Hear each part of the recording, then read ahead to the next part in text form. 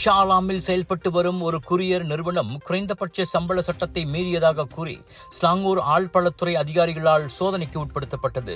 இந்த திடீர் சோதனையின் போது அரசாங்கம் நிர்ணயித்த குறைந்தபட்ச ஊதியத்திற்கும் குறைவாகவே சில பகுதி நேர ஊழியர்களுக்கு சம்பளம் வழங்கப்பட்டிருப்பது கண்டறியப்பட்டது. தவிர ஊழியர்களுக்கு சம்பள ரசீதுகள் வழங்கப்படாமல் தினசரி ரொக்கமாக சம்பளம் கொடுக்கப்பட்டதும் அம்பலமானது. தொழிலாளர்களின் சம்பள பதிவுகள் மற்றும் தேவையான ஆவணங்களை அந்த நிறுவனம் முறையாக பராமரிக்கவில்லை என்பதும் கண்டறியப்பட்டது. இதையடுத்து சம்பந்தப்பட்ட ஆவணங்கள் கைப்பற்றப்பட்டு மேல் விசாரணை மேற்கொள்ளப்பட்டு வருகிறது.